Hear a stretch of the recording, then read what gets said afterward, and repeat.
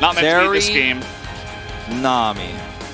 Lucian, Zeri, Nami, Sona. Yeah, they were listening to my thing, and I guess they got the names mixed up. All right, well, there is a lot of power in this Lucian Sona lane, and the Sona ultimate is not as long range or as deadly as the Nami ultimate can be, but it's still very strong. And when you hit level 6, you can have that power there. In the early game, too, you can use that in the first 2 Drakes, first Herald, for example, depending on when those are taken. You have a Wukong, lots of skirmishing power here. Whereas on the side of T1, you have Azir, mid-game fighting, you have Zeri scaling. With the Nami, you can peel very well and also set up big ganks. So, and yes, that is Sona, and yes, that is Zeri Nami. You have come to the right place. This is the LCK. There has been a lot of discussion about, you know, in the past, especially when sometimes you'd see, because Lucian and Nami were always picked together, sometimes you'd see a Nami ban, for example. Like, are there other champions that can push as hard with Lucian?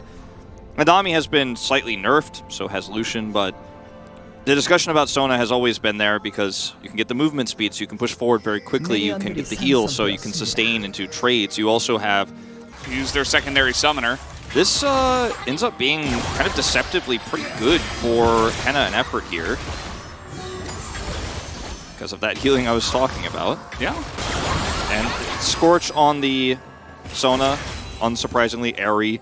Just talking about it for like a second, it's been a while. Oh, I remember this. Yeah. Well, Yumi doesn't exist anymore, unfortunately, so good times, I suppose. Or bad times, I guess, depending on who you're asking. Peter not having a fun time in that game. But naturally, the Zeri is going to get the level 2 first. Effort just standing up to that. Now they're going to get level 2. Ignite comes down on Naguma. Remember, he saved that. Henna did the flash forward, and one more auto will do it. And GUMAYUSI is going to go down, and Keria might be next since he will have to flash away to survive. Here. Yeah, level 6 is hit, but Zeus expecting this. Yeah, very safely. He knows that Owner has hit 6, and so likely Umpty will have it as well, and they don't have vision of the Wukong, so... Because like they have a really good read. Yeah. Wukong is on the top side of the map right now. Yeah, they're going to set up for this dive here. Uh-oh. Henna just dashing forward, so this is going to be their opportunity. As Owner dashing further, culling is huge on a Keria, but now Henna goes way too deep, not noticing the Vi behind him, and they will hand that kill over to GUMAYUSI. Either he didn't notice, or by the time that the vision was there, he was like, well, I'm dead no matter what, I'm going to see if I can get this kill first, but he's unsuccessful. This is, yep, going to be the Wukong flashing on top of the Nami. There is the Sona ult as well, straight Naguma, who did have flash, but was not able to react on time, or decided to save it. And that's going to be the end of that. Really nice turnaround. Owner getting off that Drake real fast after that. As, yeah, they're like, Umpty should be topside. They had a really good read on it. I think that was a really good call out from you, is that clearly, based on the positioning there of Owner and where they were in the lane, they were like, okay, well, he's probably topside. Zayas showing a lot of respect, and then they collapse in, force that kill, and right after, I could see an Ocean. You know, I could see an Ocean, but no. Hextech, yeah, absolutely I think not it's out of the... definitely not Hextech. No, absolutely not. Like, there are only 4 possibilities, right? I think absolutely it's not Hextech. Anything else, I could probably... Umpty! Oh, here's Where Umpty. are you from? Where did he come from? Where did he go? Well, he's actually going into the death chamber as the bubble is huge. Keria just going to put an end to that as Guma says he wants another piece. And he's going to be regretting that. Faker is coming down here, but uncertain about whether or not to go. He will decide against it. I think that's why Guma went in, because Faker's calling, I'm coming down, I've got ult, I've got flash. Zeus, can he boop him? Well, he did in one way. Cask boop. Little cask boop. Heck, back to lane. I guess maybe he picked up his Sunderer?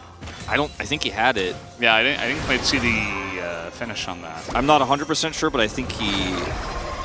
I don't want to assume, but I thought he had it. Anyways. You're on vision. Owner in a little bit of trouble. He's going to get stunned up as well as double cycloned, and Umpty will flash in and secure that kill. Immediately, that's going to be pinged. He's like, well, there's a ward there. Yep. And that's going to be the turret going down here. So even though Jax didn't get a bunch of damage done on that top turret, which whether he had his Sunder or not, with that much of a commitment, definitely could have gotten some damage done. Get this one bottom side. Oh boy, Faker's just doing insane damage. The tidal wave into double bubble as... Oh man, I guess they just didn't have any flashes or they just selected not to. They all get hit by everything. Yeah, the two of them just not able to flash out of that one. You may not like it, but this is what peak League of Legends looks like. Zeri Nami. It's okay if Keria does it, right? Yes. First champions you could have gone for. So the movement speed is very good here for these champions, but I always generally like to give pros the benefit of the doubt. I know not everybody does, but I think it will be useful. Is it the most efficient item? I don't think so, but hey, you know, owner's going to do what he wants to do, and he will deny some healing, and they are very ahead. He's a big fan of denying healing, I guess. He will do that. Okay, we're going to get on top of Henna here as he will be swept up, and down he goes. So that's going to be the end of him. Effort also just going to die. By the way, guys, this is 20 minutes into the game, and they're diving nearly the inhibitor turret. And they're not even that far ahead. Nope, did it. I mean, their comp allows for this type of play. Faker ulting for this, and now they have control over the Baron pit. No AD carry here. And the Baron's head's the most delicious part. Yeah, there is a saying amongst LCK fans that the Baron's head is the most delicious part of the Baron. Here we go. Oh, max range. Well, in goes Umpty, in goes Morgan as well because they have to, as this is a 3v5. Faker's pretty low and he will get traded back. Car's going to miss the shuriken, unfortunately, but... Wait, hold on. Hold the phone. Karis. They stopped the Baron with that. Yeah. And no one can push towards this really strong Akali right now. And with Zona back up, efforts here, no ult or flash or anything, but just don't want to be messing around with that. And they will stop the Baron. Up there from Morgan, so lots of CC means ultimately the team want to push off the Baron. Still only a 1,500 gold lead, but it feels like it's higher when you consider where this area is at right now. And Owner just has no chill in this game. I mean, he's going to knock up Henna here, and we do have the tidal wave, but he's alone. I mean, he is so deep in here to make this happen, and it looked okay, but the rest of T1 just could not extend that far. By ult with a lot of different CC in the game, you go, yeah, thumbs up, synergy's there. You know, Ari's banned a lot when this happens, but, you know, the tidal wave, not the most quick one of these synergies that you could have. Very far away, very slow to get the follow-up damage. I think they wanted to pick Seraphine.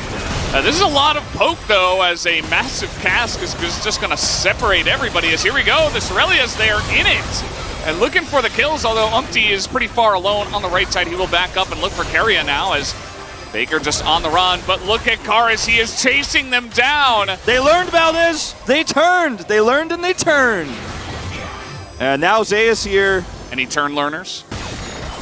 Any learn turners? They learned to turn. They learned to turn. It's improvement in real time. Wow. There's a little bit there.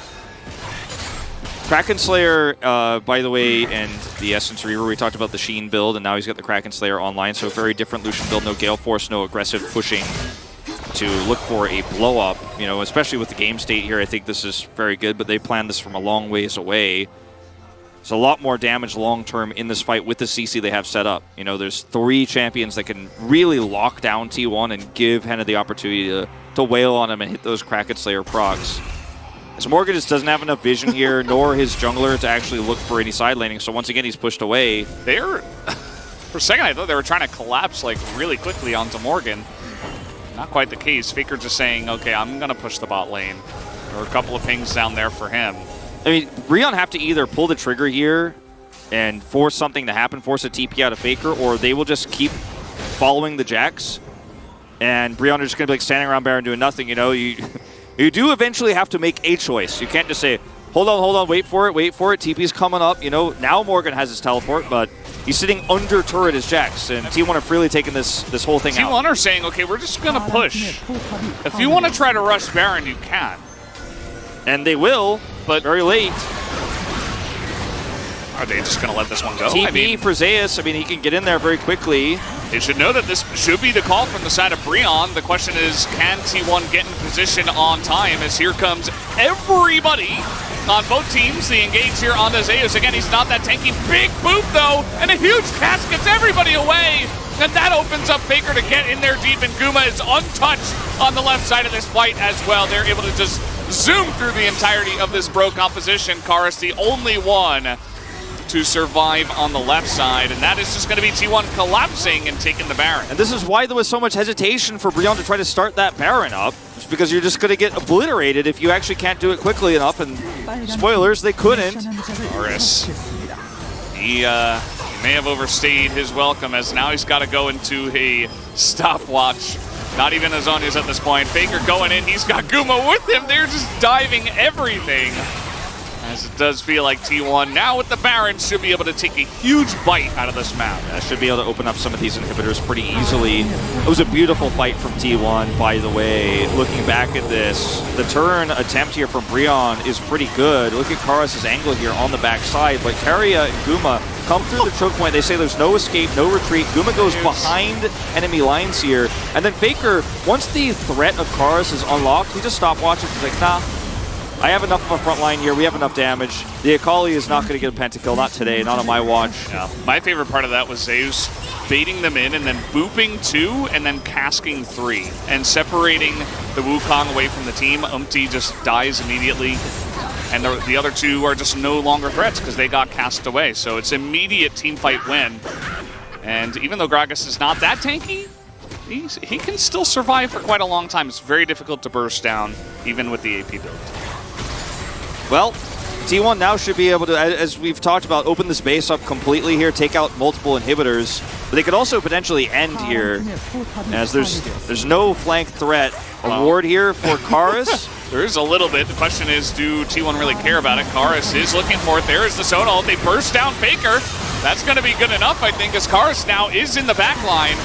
They're trying to turn this one. Nope, Guma did not die. Forgot about him. He's just going to get a Quadra and will be looking for the Penta on the Zeri of all champions. Deus knock him out. Oh, Morgan. Morgan! You darling, you. Giga Chad Morgan. Giga Chad Morgan. Hands it over. And Guma will pick up the Penta. Congratulations to Guma. And big thanks to Morgan for letting it happen. T1 gonna pick up the 2-0. Zeus is like, I could have cast him out. If he tried not to, I would have cast him. Don't worry, Guma. You got a real Penta, because even if he hides, I've got cast. Wasn't even used in that fight. The flank angle that's set up there, the cross angle for Karras is just so hopeful, because there's so much peel, and you put everything into Faker. He dies, but you didn't touch Guma. You didn't touch the Fed Zeri. And they have such a front line. The Sona pick was interesting, and I think that wasn't really